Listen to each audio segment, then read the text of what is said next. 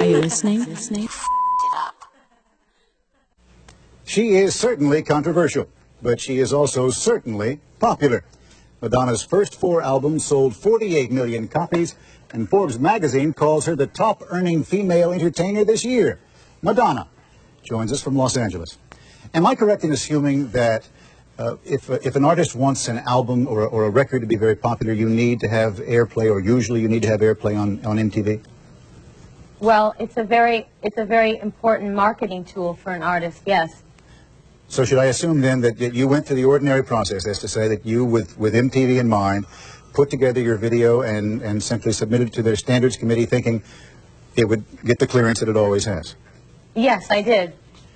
Well, you know that, or at least your record company knows that nudity is banned by MTV. They're not going to allow any... Well, I'm not so sure about that, because when I did my Vogue video, there's a shot of me where I'm wearing a see-through dress and you can clearly see my breasts. Now, they told me that they wanted me to take that out, but I said I wouldn't, and they played it anyways. So I thought that once again I was going to be able to bend the rules a little bit. Well, you certainly were bending the rules a lot more than you had in the past, or did you feel that you were well within the bounds that you had been?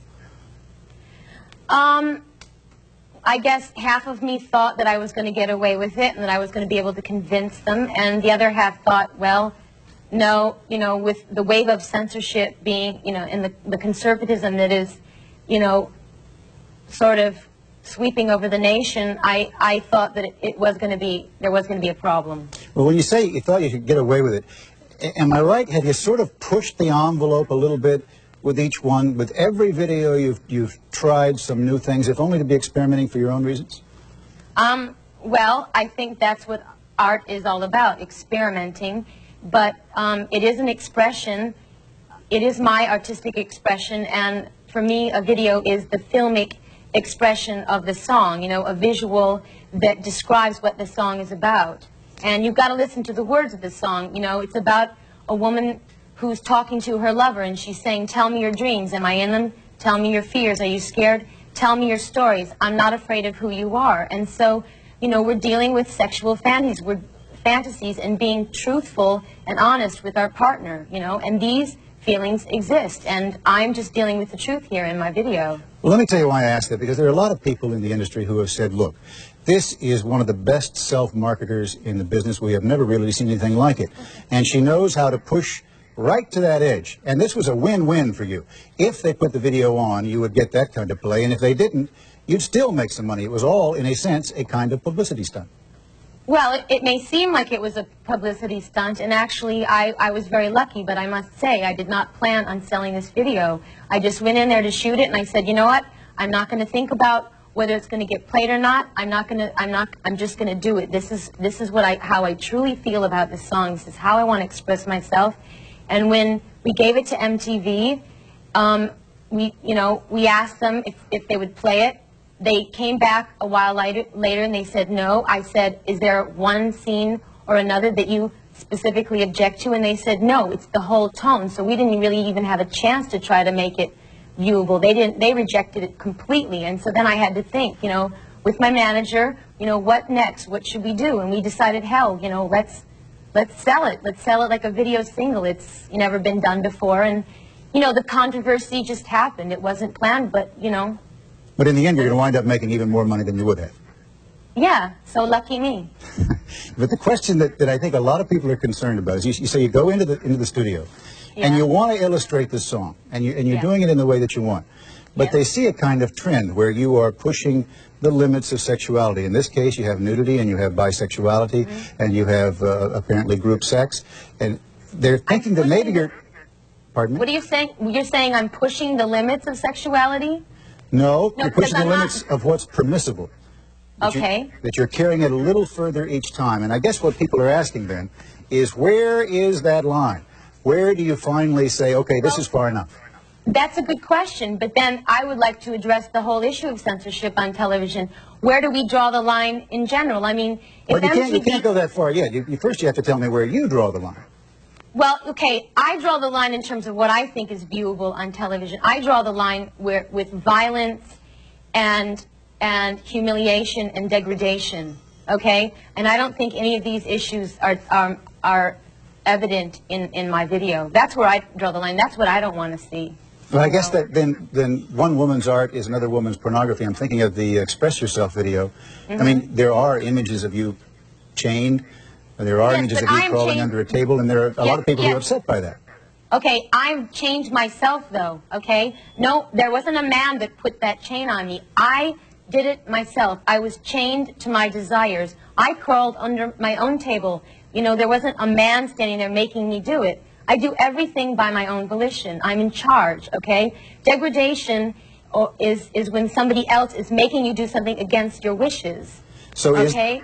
I understand. Is the expression then of sexuality, so long as it's two consenting adults, any form of sexuality, all right on television? Well, then I would like, okay, first I'd like to say I don't believe in censorship of any kind, but then I would like to say that I believe in labeling, and I would believe in some kind of, you know, warning label, or some kind of label that would say to adults, you know, after a certain hour we're allowed to, you know, play these kind of adult-themed videos, you know. But then, okay, so I've dealt with sexuality, but I also think that we should also have categories for other issues that I think are not necessarily good for 10-year-olds to watch, okay? I mean, I think MTV should have their, you know, their violence hour, and I think they should have their degradation to women hour, and then we could have an hour where we deal with adult sexual themes. But, you know, if we're going to have censorship, let's not be hypocrites about this. Let's not have double standards, you know? I mean, why is it okay for 10-year-olds to see, you know, someone's body being ripped to shreds, or Sam Kinison spitting on Jessica Hahn? Why are we going to deal with these issues? Why is that okay? Why do parents not have a problem with that? But why do they have a problem with two adults, you know, two consenting adults displaying affection for each other, regardless of their sex? Madonna, you've raised about 30 important questions, and I think we ought to get at those when we come back. Well, I only have a few minutes. So. We're going to come right back after we pay some bills here, and we'll explore those questions in just a moment. Madonna, I wonder if you were being facetious a moment ago. You said, despite your concerns about violence and degradation to women, maybe MTV should consider having an hour for violence and an hour that displays degradation to women, despite the fact that it's broadcast right into people's homes where their children could see it. Well, I'm saying we already have these videos that display degradation to women and violence that are played 24 hours a day.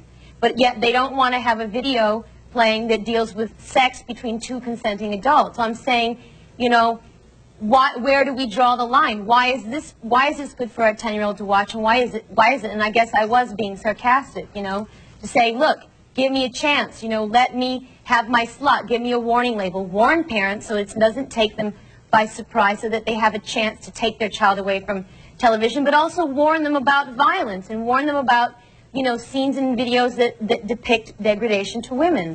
But you know how very hard it is for a parent to control the child having access to TV, and they sit there and they watch MTV all day long. Now, yes. Would you, if you were in that parent's position, and it was your 10-year-old, your 11-year-old, would you not be worried about their seeing this kind of stuff? Well, personally, I wouldn't be worried about it, and this is why. Because I think that sexuality is something that Americans would really rather just sweep up under the rug. And I think that if my video provokes an open discussion, you know, maybe the kids will go and ask their parents these questions, you know. If it provokes an open discussion about sex with their parents, I think this is a really good thing. Okay, but Madonna, you have to help me here. When a 10-year-old sees you chained to the bed, or sees your boyfriend bound up and another woman comes by while you're there, maybe you know that that's a fantasy, and you know that other people are able to deal with all kinds of sexuality, but a 10-year-old is going to get awfully confused here.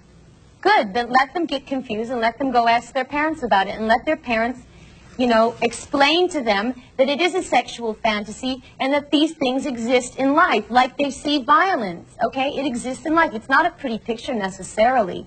You know, it's a frightening thing, but it's a reality. Why are we willing to deal with the realities of violence and sexism, and why aren't we willing to deal with sexuality? Why? I mean, the networks won't even play ads on TV that are about condoms, about birth control, about practicing safe sex.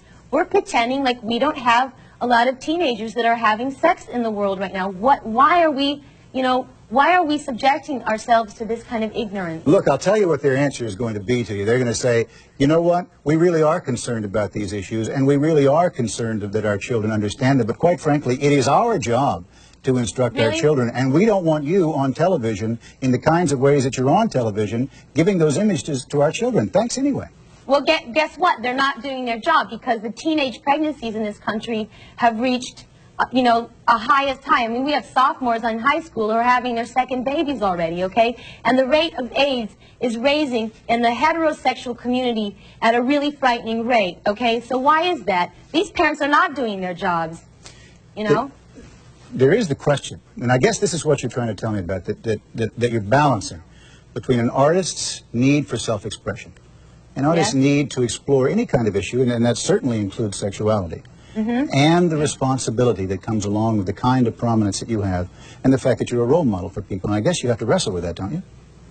The fact that I'm a role model? I have to wrestle with that. Well, that there is a responsibility that comes along with your position. Okay, you know what? I feel that I'm behaving in a very responsible way. If you say I have a responsibility as a mainstream artist, whatever, I feel that I am being responsible, because I am here, as I said at the beginning of the interview, I'm talking about the video is displaying people being honest to each other about their sexuality. They're not alienating anyone. They're not degrading anyone. It's about honesty. It's about the celebration of sex. There's nothing wrong with that, okay? And that is my responsibility. And I'm also very responsible because I do deal with sexuality a lot in my shows and in my music.